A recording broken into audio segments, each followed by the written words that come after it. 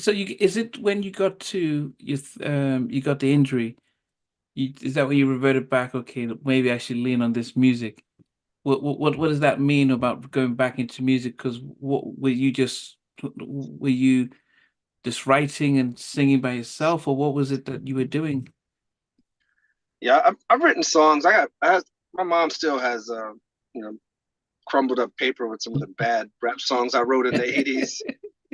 I'm trying to be. I thought I was LL Cool J for a couple of years, and sort of realized that wasn't going to be it.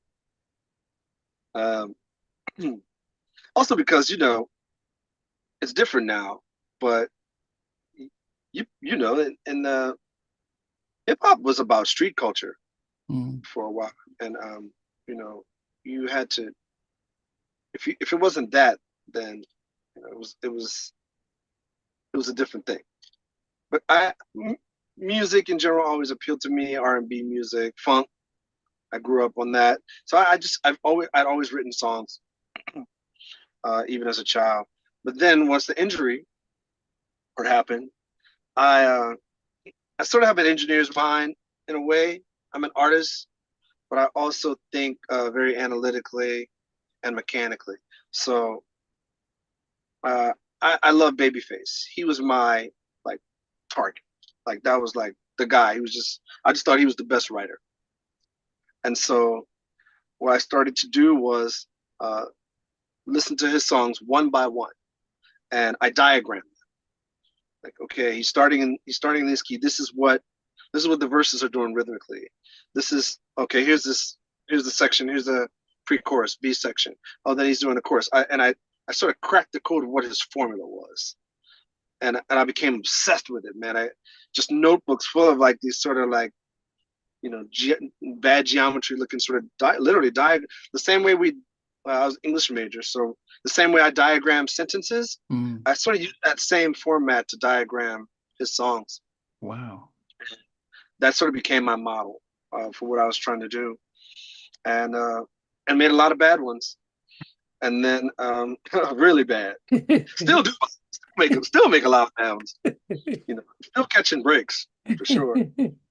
Um, but during that time, a lot more breaks, and then one of my frat brothers, who eventually became lead singer of Shai, Darnell, and I, he was talented, and he was, definitely the best singer I knew, and we just kind of really vibed on music that way, and just sort of, kind of Spider-Man memed each other like, okay, got something, and when we pledged our fraternity, we were forced to make music, and I wrote a song for our pledge period, and that was my first hit because we performed this song, and after the performance, people were just singing it, and it became like this campus sort of hit. So anyone who heard this song just recognized it, and I said, okay, we might be on something, you know. Maybe all this hard work and babyface sort of obsession. It was like weird, like a weird conspiracy theorist posting things up on the board. I was just really, I really went in. And I was doing it by myself. I wasn't even really sharing this with Darnell, really. It was just kind of like this sort of rabbit hole I'd gone down.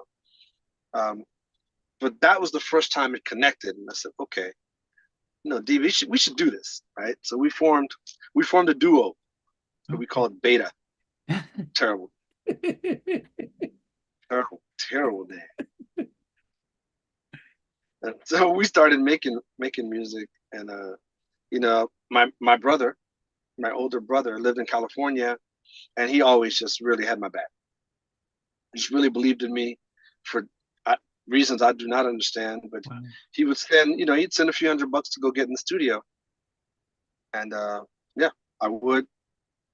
Me and D would go in there and get studio time, and always stay over, try to get overnight hours, because if you would go past like midnight, they would kind of just let you stay Okay. uh, and not bill you. So that's how we try to get like 8 hours out of a 2 hour paid session. and did that. And another guy who was a great producer, a guy named Scotty Beats, who sadly, right after Shai got signed in DC, got shot coming out of a session and shot and killed. But a really sweet guy who also was just like kind enough to just give us studio time overnight. And it just became this obsession where I was just really trying to get in whenever I could. I took interned at a studio, which eventually became the studio where we recorded If I Ever Fall in Love.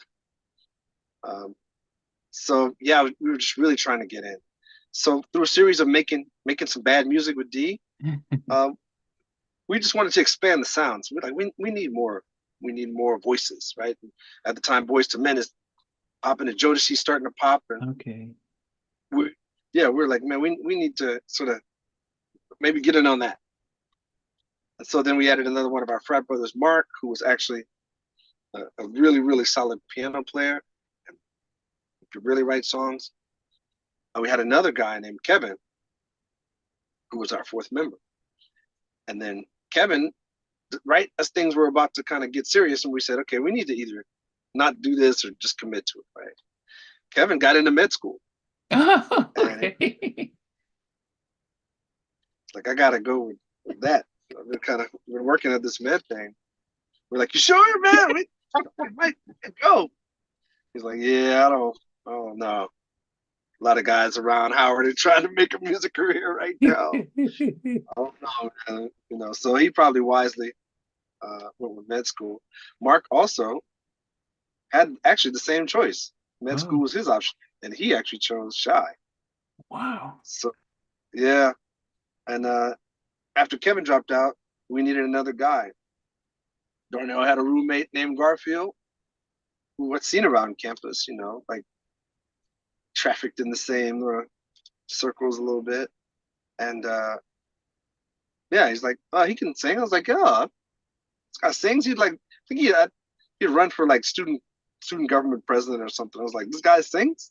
Like, you've got a great look, handsome guy. The guy girls love him. Then like, okay, yeah, this will be cool. And it worked. So we practiced. One of the great things we did was we set up a standing time. So 4:00 every day we met in the Fine Arts building. And I don't know if they remember, but Anthony Anderson, Taraji, everyone was down there. Marlon, we ran into each other going in and out of the A building every day. And it's so crazy to see the careers that came out of this. Yeah, all of us in that same little building.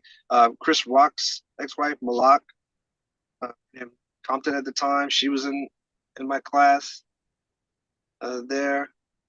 So yeah, a lot of and so many other executives that are now really huge, that are everybody. We're all walking around those halls at the same time. It's pretty wild. Did they hear you sing? I mean, when you were rehearsing, or? Oh yeah, they knew. They hung out. Anthony, before Anthony's career popped off, he would hang out at my house because we kind of jumped off before Anthony and Taraji. So they were in LA kind of figuring it out, and we jumped off before them. So I hung out with them quite a bit before their careers took off, and even in Los Angeles afterwards. So yeah, we were all very, very much aware of each other. Hey guys, thanks for watching. Thanks for being a part of Halftime Chat. Please remember to subscribe, share, and comment. But most importantly, why don't you become a member of Halftime Chat? We've got amazing videos, amazing perks, and being able to support the channel. But anyway, thanks for watching. Take care. I never participated in that category. And somewhere in between us for even loving us, on which I did miss you really. What was it like growing up? She's still making an impact on 4 houses down. I have a pieces. trying to get this one and that one. That works for you, but just for me, No. Okay, you're okay. They don't understand what Jodeci Boyz II Men all Play it. And all these guys, they all work together. I mean, I love all different genres.